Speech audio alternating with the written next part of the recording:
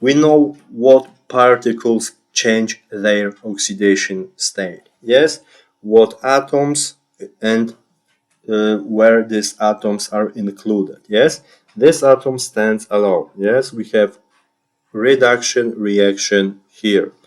Here we have oxidation reaction. Yes, so oxidation and reduction. Okay, so let's start with the oxidation reaction as always. So from the phosphorus atom with the oxidation state equal to 0, we get what we get? We get phosphine. Yes, no phosphine. I'm sorry. Here we have an oxidation, and yes, here we have an oxidation, and we get in this reaction no phosphine, but this anion derived from sodium dihydrogen phosphine. So we get H2PO2 anion with the charge equal to -1. I wrote to you on the previous page how this dissociation of this salt undergoes in aqueous electrolyte solution. Okay, so we have this atom and this anion.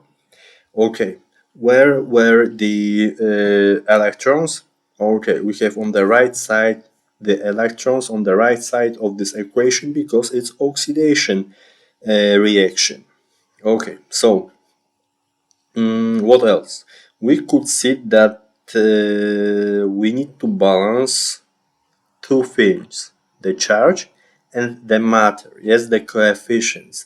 I mean the elements. Because on the left side we have only phosphorus, one atom of phosphorus. On the right side we have oxygen atoms, hydrogen atoms, and the total charge on the right side of the reaction is equal to -2. On the left side is equal to 0. Okay, do you remember what kind of particles we utilized here? H plus, water particle, and hydroxide anions. What is the pH of this solution? Of the solution in which the reaction proceeds? We have sodium hydroxide here. So the pH is, we could assume, is alkaline. So we are choosing two types of particles, that one and that one.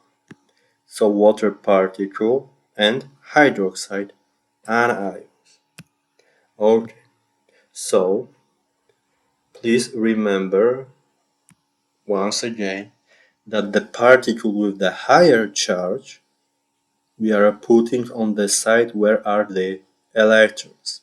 So on the right side it will be water, and on the left side it will be hydroxide anions.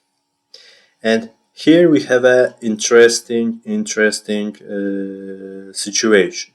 Here we have an interesting situation because please remember that now we are choosing two types of particles. Yes, we could choose two types of particles. I mean H plus and water particle, or water particle and hydrogen anions.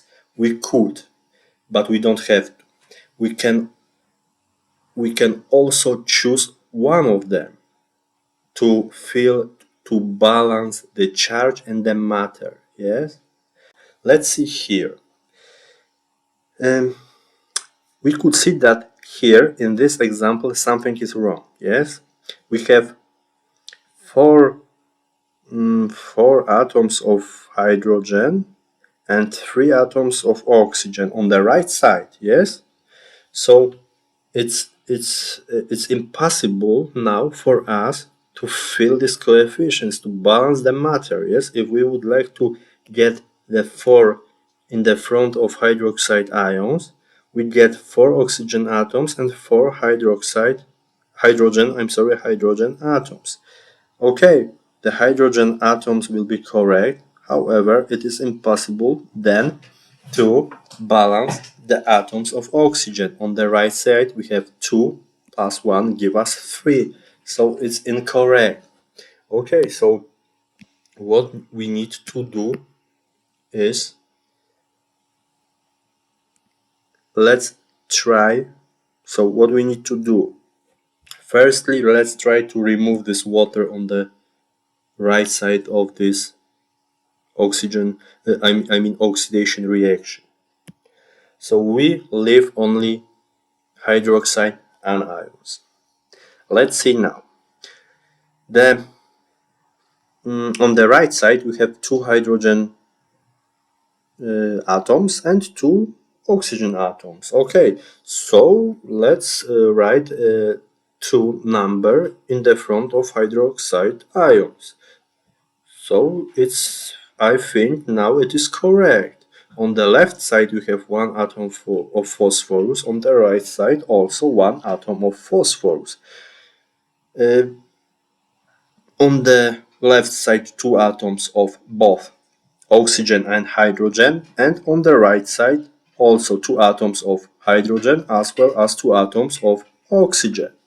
What about the charge? On the left side is equal to -2, 0 plus 2 hydroxide anions give us -2. On the left side also -2. This anion charge is equal to -1 and we have 1 electron, which give us -2. Okay, so we feel we balance the mass in this oxidation reaction and we balance the charge. Okay, what about the reduction reaction? Reduction reaction, the same. Phosphorus plus 3 electrons, we get the phosphine particle,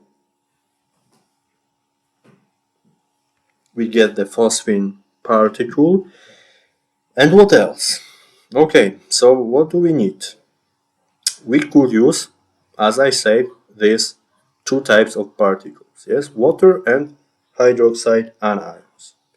Okay, let's try to put the water particle on the left side of the reaction. We need to put water particle. Yes, water particle we have here, and on the right side we need to put oxygen anions. Okay, so let's try to fill the coefficients. Okay, so I think it will be better for us, it will be more convenient to start with the charge, yes? On the left side, the charge is equal to -3 and it will remain -3 because the charge of water is equal to 0, the charge of phosphorus also 0, so the charge will not be changed. So on the right side, the charge also has to be equal to -3. The phosphine particle charge is equal to 0. So we need 3 hydroxide anions. Therefore, on the right side of the reaction, we have 3 plus 3 hydrogen atoms give us 6 hydrogen atoms. So we need 3 particles of water.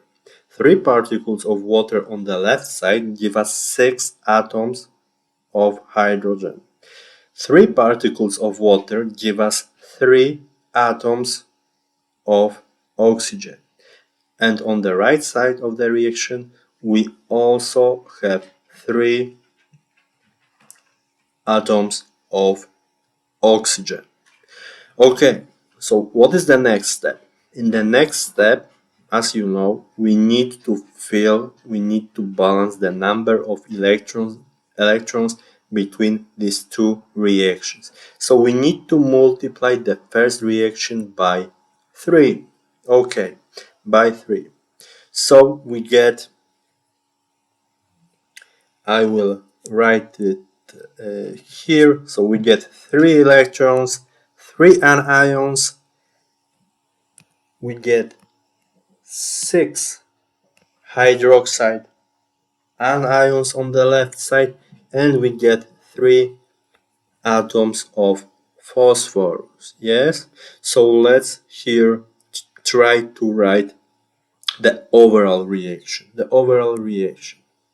So substrates, 3 atoms of phosphorus and 1 atom of the same phosphorus with the same oxidation state give us 3 atoms of phosphorus. We get 6 anions of 6 hydroxide anions. What else? We get 3 water particles. Okay, so that's all on the left side of this reaction. What about the right side? I mean the products. In the products we have 1 phosphine particles, 3 anions of the salt, and 3 hydroxides, 3 hydroxides anion.